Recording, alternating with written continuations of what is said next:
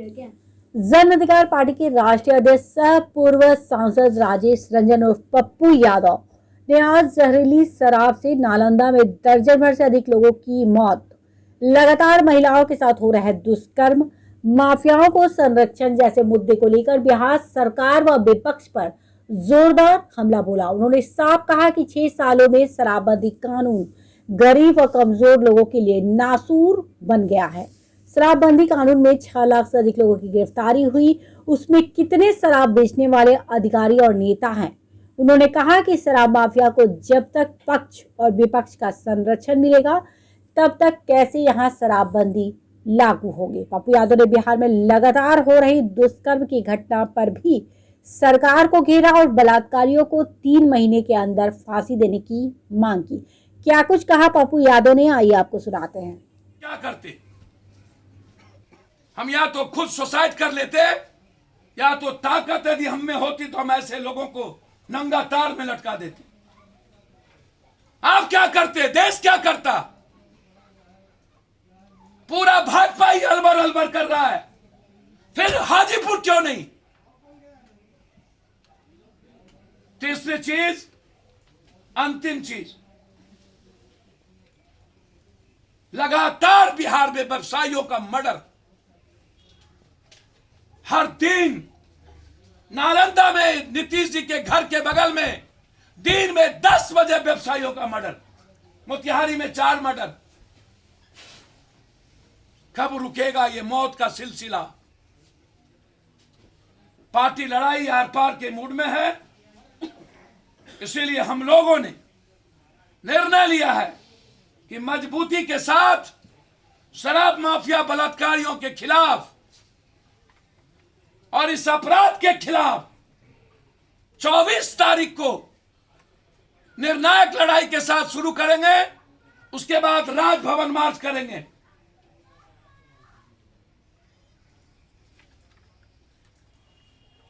भाजपा को गाली गलौज देने से पहले जरूरत है नीतीश जी से आप इस्तीफा वापिस लो। आपके आंख में पानी नहीं है, सर्व से मर गया। भाजपाइयों के को आंख का पानी बेहुद्दा शर्मिंदा, घटक दल में रहोगे और गाली दोगे तो शराब के सवाल पर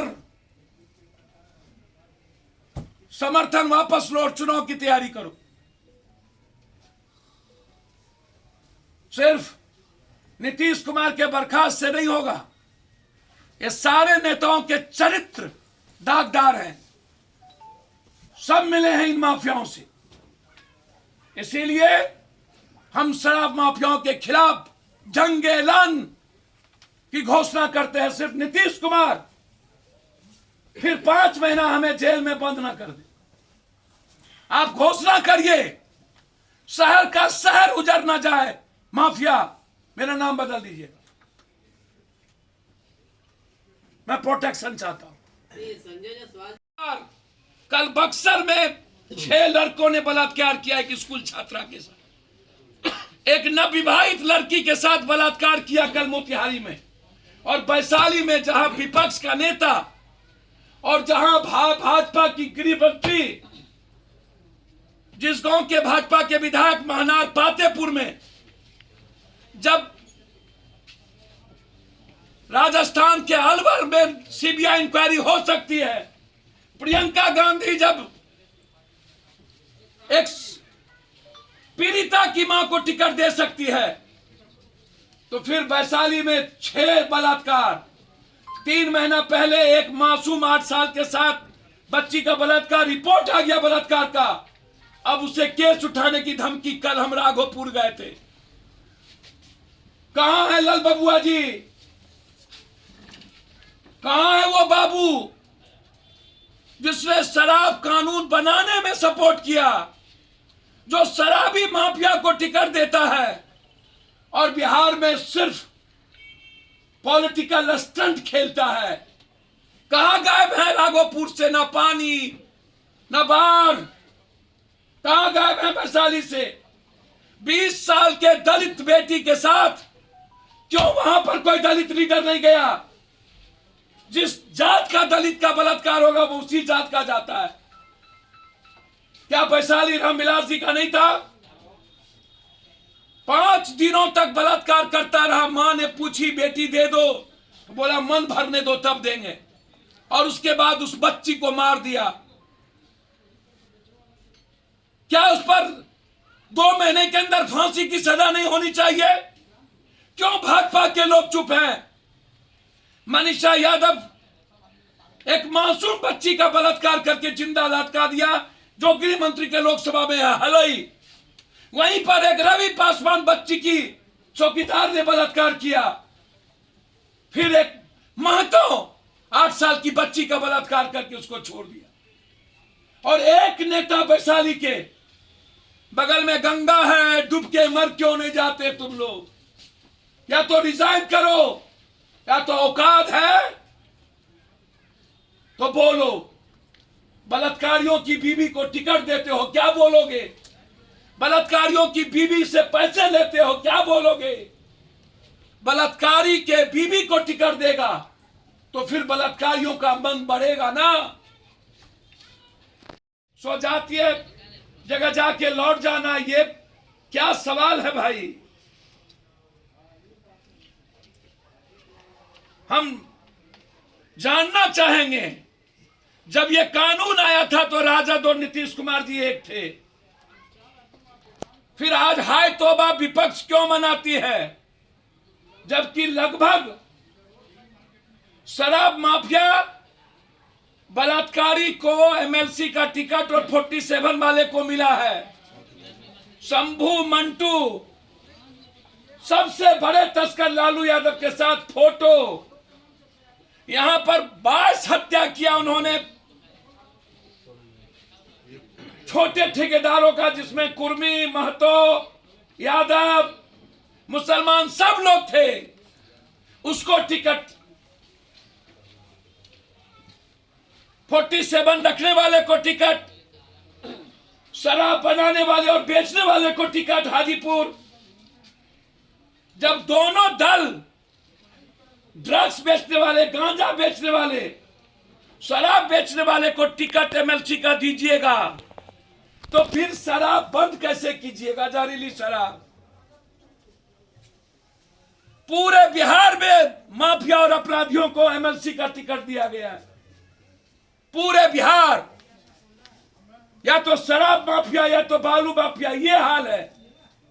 मेरा सवाल है नीतीश कुमार जी से और विपक्ष से, इन माफियाओं को जो शराब के बदौलत और ड्रग्स के बदौलत, बालू माफियाओं के बदौलत जो आदमी इतना पैसा कमाया,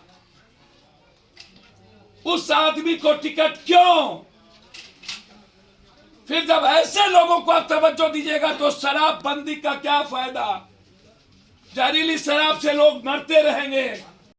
जननायक कर्पूरी ठाकुर की जयंती 24 जनवरी 2022 को हमारी पार्टी ने जहरीली शराब के खिलाफ मृतकों को, परिवार को 5 लाख और जिम्मेदार लोगों को गिरफ्तार और सस्पेंड करने, ड्रग्स माफिया को, शराब माफियाओं की गिरफ्तारी के खिलाफ राज्यव्यापी धरना देगा। यही हमारा उनके जयंती पर, पुण्यतिथि पर संकल्प होगा। कर्पूरी ठाकुर जी का सिर्फ ये मनाने वाले लोग नहीं, उस दिन पूरे बिहार में जहरीली शराब माफियाओं के खिलाफ हम मुहिम शुरू करेंगे।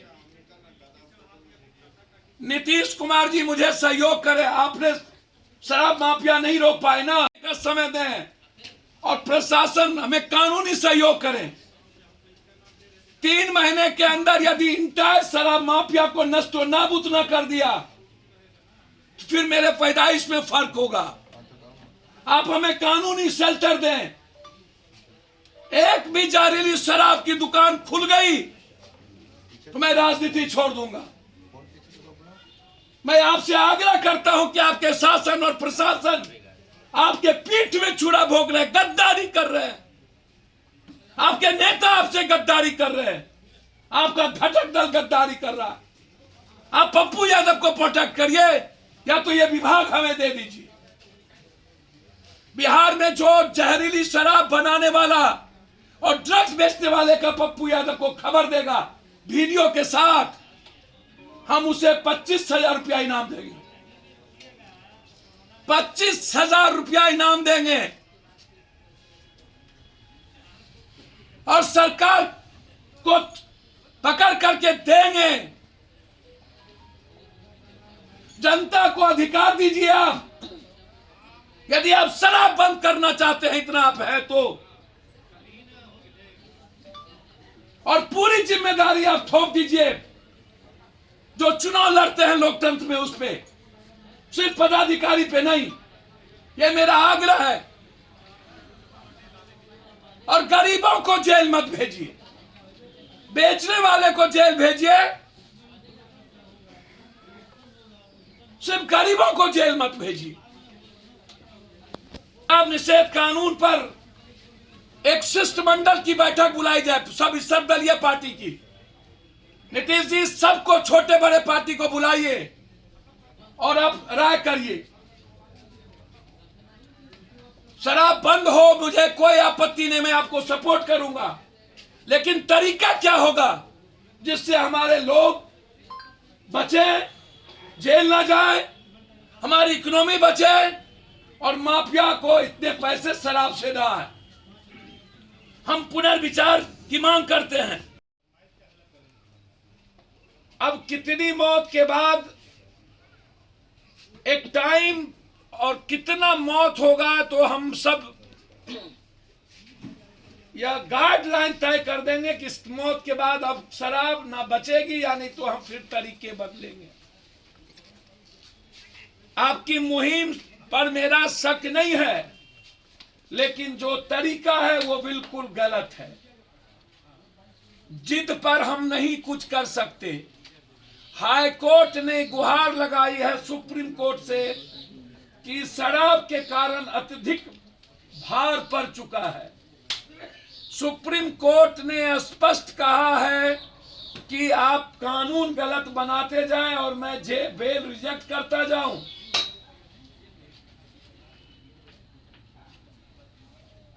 बीजेपी जो सबसे बड़ी घटक दल है, वो लगातार नारी खोखी की लड़ाई जो गांव में होती है, नूरा कुश्ती, वो कंप्लीट रूप से उनके नेता शराब बेचवाने में, बनाने में, शराब लाने में इन्वॉल्व हैं। 4 दर्जन से अधिक बीजेपी के नेता शराब पीने में, बेचवाने में, शराब पीने में पकड़ा चुके हैं।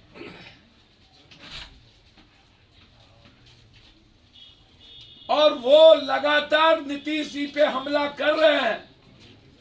तो एक तरफ सुप्रीम कोर्ट, दूसरे तरफ हाई कोर्ट, तीसरे तरफ उसके घटक दल का नेता।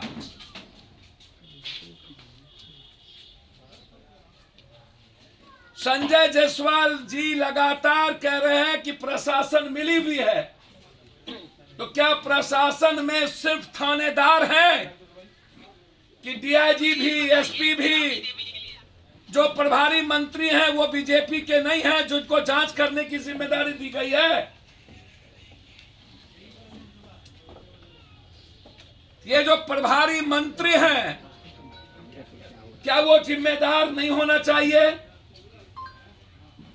क्या वहां के एसपी किन, जहां भी शराब बिक रही है, जो शराब बेच रहे हैं, उन माफियाओं का पता है? एसपी, कलेक्टर, वहां के लोकल एमएलए, एमपी, वहां के मेयर, वहां के मंत्री, प्रभारी, सबको पता है